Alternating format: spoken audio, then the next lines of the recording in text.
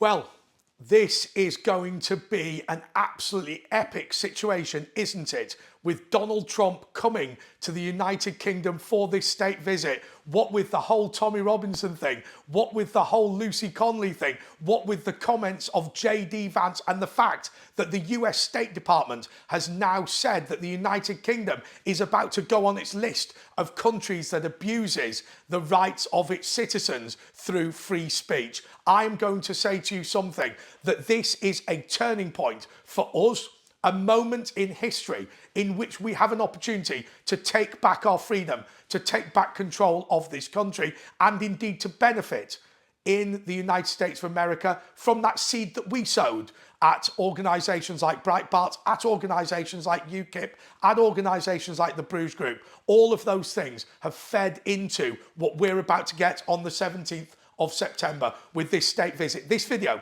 lays out exactly what Donald Trump is going to do during that visit and how it's going to have a major impact on the United Kingdom. Because remember, America First is actually predicated on the whole of the Anglosphere being strong, the whole of the Anglosphere being democratic, and all of us having our rights to freedom of speech. Hello everyone, this is Andre Walker. Thanks so much for watching this video. Please do subscribe, but also hit the bell notification icon. It's the best way to absolutely guarantee you get all my videos as soon as they are released.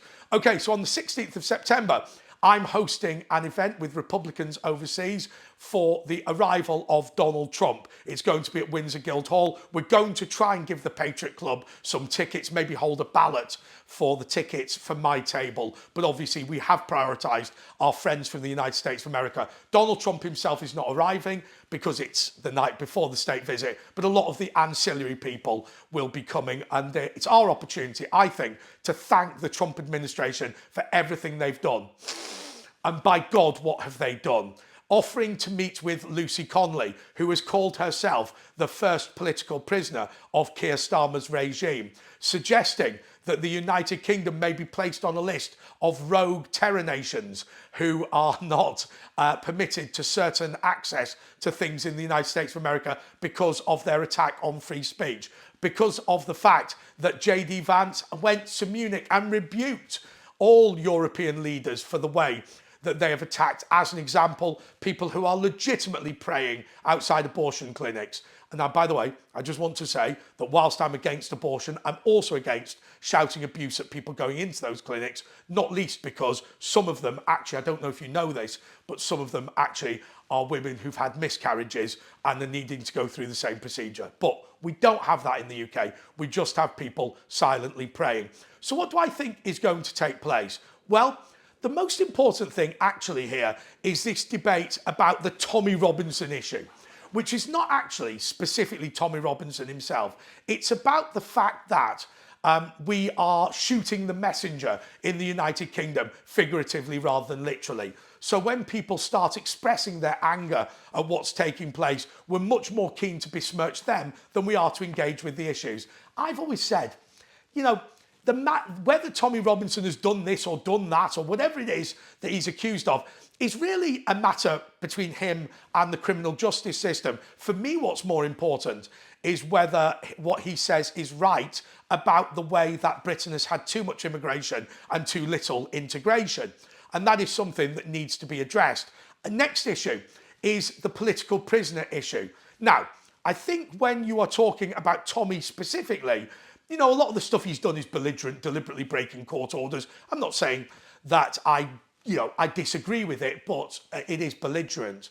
In the case of Lucy Conley, clearly she didn't incite any sort of violence. To say, for all like they can burn down a migrant hotel, is not encouraging people to burn down a migrant hotel. Now, there is the question, of course, about the stupidity of Lucy Conley for having pled guilty to that, because remember, with the case of Ricky Jones, where he said, slit the throats of all these people. Well, he was found not guilty, but then again, he did plead not guilty.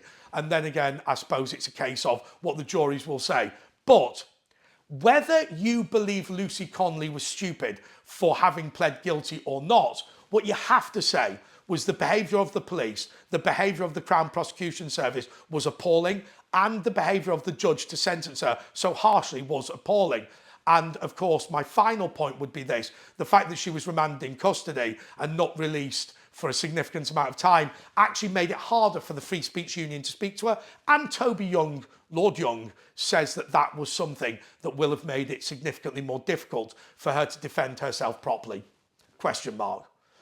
So Donald Trump is going to come to the UK and he's going to say as a central issue that free speech is a problem. I want to talk to you about the issue of Wikipedia. Believe it or not, Wikipedia is about to be made a tier 1 internet service provider for the purposes of the Online Safety Act. That means that this organisation will have to pay more for the facial recognition software than it globally turns over, which means it will have to shut down in the United Kingdom. The crime of Wikipedia: the under 18s will be able to access information on suicide, that being the encyclopedia notes about it.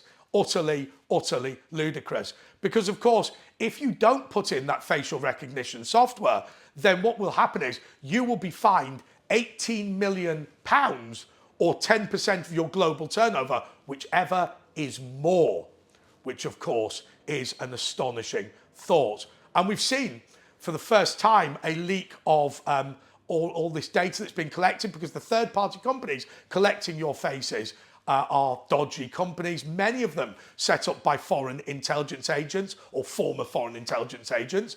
God knows what they're going to do with that. There's a website, I think, called T, where women were able to check the background of their partners.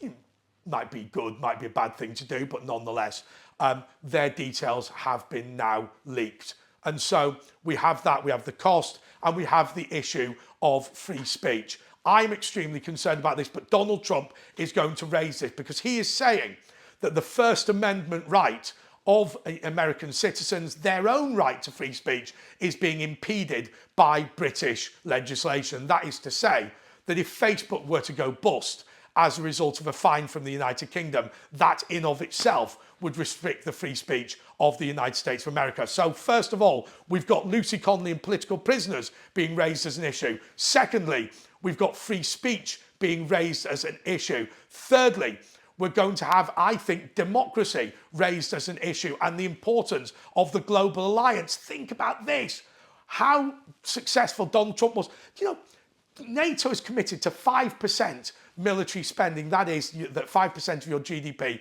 should be spent on your military if you are a member of NATO. You know what? We weren't even at 2% previously.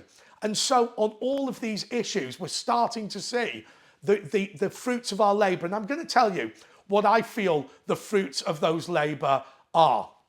I started at Breitbart, and I remember Donald Trump always saying, had it not been for Brexit, there could not have been the rise of Trump.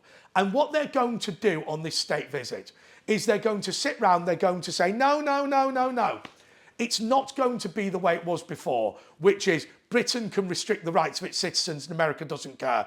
It is central to the national security of the United States of America that Britain is successful, and that is going to be raised by Donald Trump. Now, we have seen a few people like Tommy Robinson, Lucy Conley, fundamentally push this forward.